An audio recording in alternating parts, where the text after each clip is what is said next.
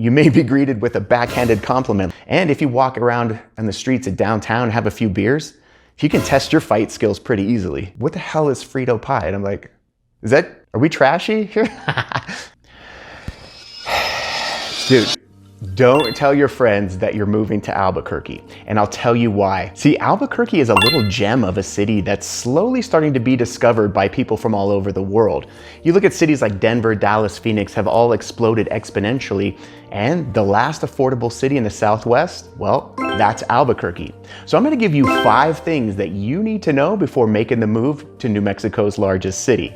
Plus, stay to the end of this video. I'll give you a link to our comprehensive relocation guide that'll answer all your questions about the best places to live and how to get started. Hey, it's Skip at Sold by Skip, the Albuquerque real estate guide. And I was born and raised in Albuquerque, moved away for a little bit, and now I've had the chance to get to know my city again. So I'm gonna touch on the unique characteristics that give Albuquerque its certain charm that people from all over the world are starting to fall in love with. So let's jump into it. Albuquerque is extremely easy to navigate, and that's because the layout of our city is grid linear. It's not just grid linear, but if you look up to the east, you'll see the majestic Sandia Mountains that flank us on the east side. And then you look to the west, you'll see the volcanoes. There's 5 dormant volcanoes that dot the landscape on the west side of town. And then of course, Albuquerque is shaped in a V with the Rio Grande River running right through it. So pretty much anywhere you're in the city, you can look up or look down and you can get a good understanding of where you are in the city. So plus that with the grid linear streets, it's almost impossible to get lost. And it's funny because our city swells a little bit for Balloon Fiesta. Everybody knows about Balloon Fiesta, but people from all over the world come here. And you would think that there would be traffic jams and people getting lost and stuff like that, but it's relatively easy to navigate here, even if it's your first time. Now I had a friend come to town and I was trying to explain this, this is how we're laid out. And she just looked at me like, if I ever get lost, I'll just Google Maps it. I'm like, yeah, but I'm trying to explain the charm and the allure of our city. It's easy for idiots like me to navigate. So Albuquerque is broken up into 4 quadrants. If you were to look at the map from the overhead, it's basically cut into 4 squares by I-25 that goes north and south and I-40 that goes east and west. Now, technically the city's broken up into 4 quadrants by Broadway and Central. They meet in the dead center of town. But if you look at a map, it's easy to just see where the freeways quadsect the city, crisscross the city. And I'm just gonna tell you this right now. The majority, I'll tell you how we're laid out. So the Northeast is the most desirable, and then the Northwest is probably second. And the only reason I say that is because when we have people relocate here, 99% of the people that we sell homes to are gonna be in the northwest part of town. You have the more affordable housing compiled with newer housing, new construction, great schools, typically, and then you can see like the Sandia Mountains with a sick view from the west side of town. That or the northeast part of town. And the reason is in the northeast part of town is we're very price point driven.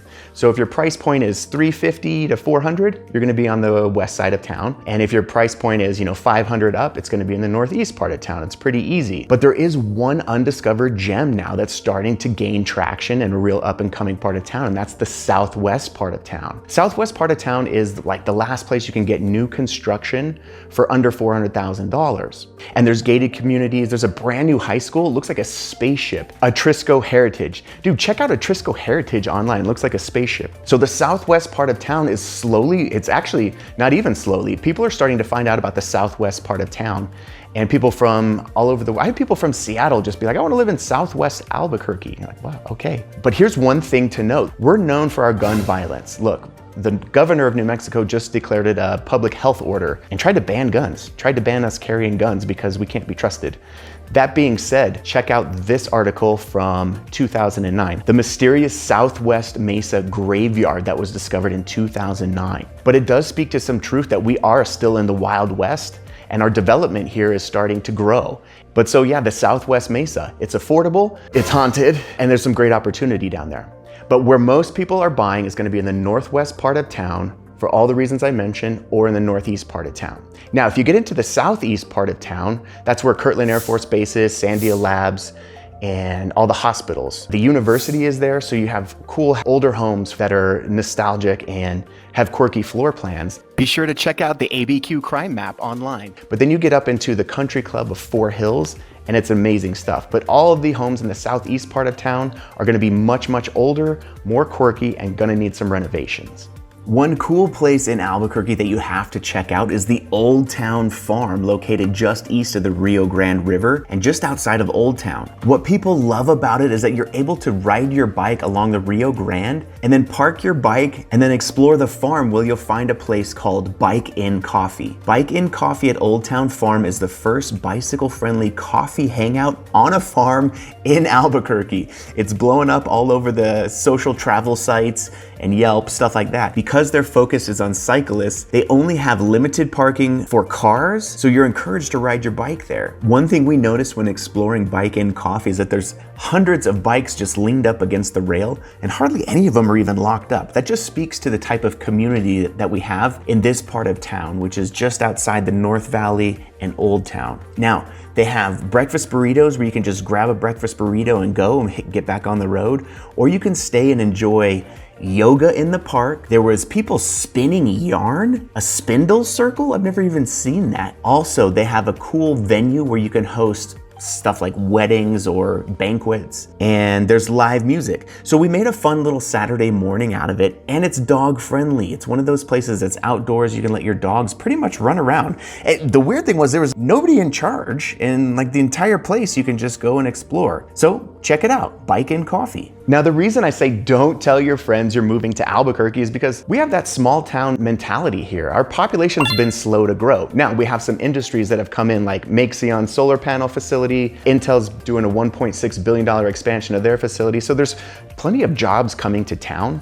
But what we, well, not what I hate, but what people hate here is people coming from outside and trying to bring change into our city here of Albuquerque. Now, I love it. I've traveled a bunch and I've seen how the surrounding cities are expanding, how their downtowns are vibrant and fun. You can go bar hopping.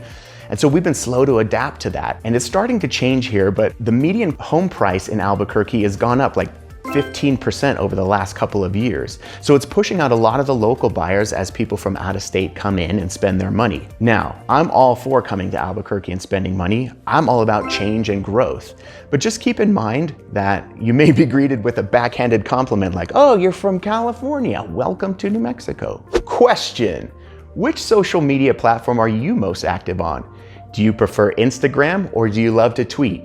I would love for you to connect with me there so that I can provide you more value when making that move to Albuquerque. Just search for @SoldBySkip and follow along. Next, let's talk about the affordability index. See, Albuquerque is the last affordable city in the Southwest. I touched on this. All the surrounding cities have grown to be too expensive and too populated. So as people trickle into Albuquerque, our cost of living is what's really attracting them. For instance, the national average cost of living would be 100. Albuquerque ranks at a 94. So how does that break down? Say you're living in Denver, Colorado, and your average salary is $100,000.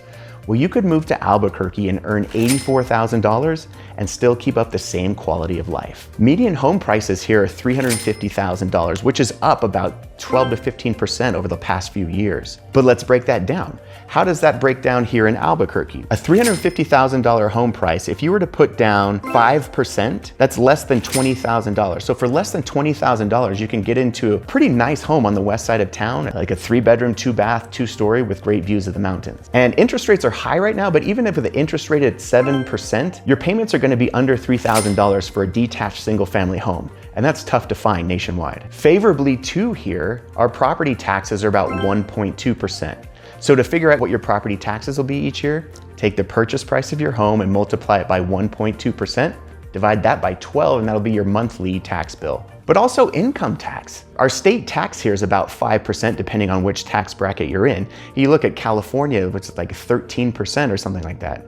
So the cost of living here is much more affordable than surrounding areas, and that's one of the benefits of living in Albuquerque. Next, let's talk about the climate. So it's a big change from most places around the country. Albuquerque's at elevation. We're at a higher elevation than Denver. And with that comes some wild weather because we're surrounded by mountains. Now we have a very dry climate here. It's very arid, meaning the air is dry. There's no humidity virtually at all in the summer. So if you're not used to that, you'll come here and you'll just be like, always want to put on lotion. Your skin will be dry and crack.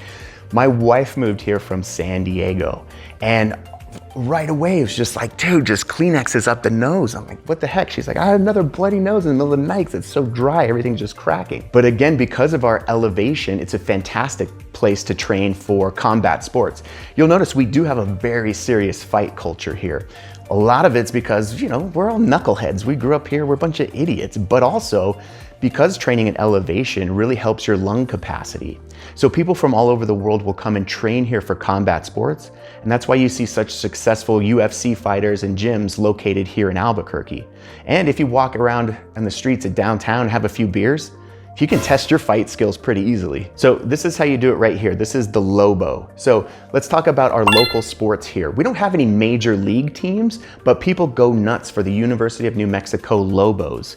A Lobo is a gray wolf that lives in New Mexico, right? So we have lobos, we have wolves running around in the wilderness. But so the University of New Mexico has one of the best college basketball facilities in the country. It's known as the Pit.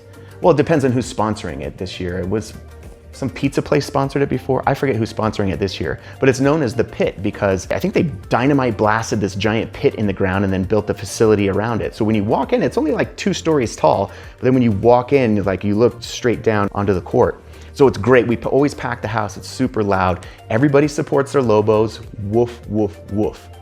Aside from UNM sports, we always grew up going to the pro baseball team here. We've always had a AAA affiliate here in town, which by the way, I was a pro baseball player. Minor league baseball is so much more fun than Major League Baseball. Let's talk pricing. Took my entire family out. I have 2 daughters, 2 under 2. So cute to take them to the game because you actually get a chance to like meet the mascot. You can go down and like high five players. The entire family I took out with parking included, and it was like $65 or something like that. Whereas if you go to like a Padres game in San Diego, it's like $65 for parking alone. So I don't know, it's just it's more, I just think everything is more, just the ease of life here in Albuquerque, if that makes sense. Like my wife came out here, she's just like, why didn't we move here a long time ago? This is fantastic. Which is why I said, yeah, let's do that. But also don't tell your friends you're moving to Albuquerque because we don't want any more outsiders coming here to steal the quaint and coziness of our city. Question, are you a reality star? Selling You ABQ is my new reality show about buying and selling homes in Albuquerque. Let us tell your story about what it's like making that move here, buying a home, or even selling a home if you're local. Visit soldbyskip.com/casting, and I'll be happy to reach out to you with more information. If you know anything else about Albuquerque, you're gonna wanna know this, our cuisine. Yes, there's Mexican food. People from this is what drives me nuts. People from California go, dude, you guys don't know Mexican food, bro. I'm like, let me guess, you just get a tortilla, put a bunch of cilantro and pinto beans in it, and pico de gallo, dude. What is the deal with pico de gallo in California? Look, you can have your Mexican food. I want to introduce you to new Mexican food. And so the question everybody wants to know, is it red or is it green? And we're talking about chili. So because of our dry, arid climate, our elevation, our soils are perfect for growing New Mexico green chili. And green chili grows in a small town called Hatch, New Mexico. It's like 2 hours south of Albuquerque. And it's the #1 export for green chili. And if you've never had green chili, we go a little nuts for it. We put it on everything from pizza to everything. I don't know. Just green chili, it's part of our culture here. And so there's 2 different ways you can have it. You can have it red or you can have it green. And I'll tell you this much, growing up here, red is for the locals. And it's because every family has a family recipe for making green chili or making red chili. Red chili comes in a sauce and it's warm and it's, during the winter time, you smother your breakfast burrito in red chili and it's spicy and it's that family recipe. It makes everybody feel warm and cozy during the winter time. And then you have the green chili, which is just chopped up chili peppers that's thrown on, salads to hamburgers. They serve it at McDonald's even. Here's how it works. Green chilies for tourists, red chilies for locals. And in fact, I gave an interview in homes.com as we talked about some of the awesome things that people don't really even know about New Mexico. And that was one thing we touched on. Don't get caught up too much in New Mexico cuisine because it's not all fantastic. In fact, when I was in Albuquerque public schools growing up, it was like one major staple that we had every day at lunch was Frito pie. And I remember I was talking to somebody about Frito pie who wasn't from here. And I'm like, what the hell is Frito pie? And I'm like, are we trashy here? So there's a bag of Fritos like a hand-sized bag of Fritos, and you dump chili in it, and then you give you a spoon and you just eat it out of the bag. And they served it for lunch at Albuquerque public schools. I don't know, I just grew up with eating Frito pie. Either way, I don't know, not all of our food is a banger, but you can actually get Frito pie at the baseball game.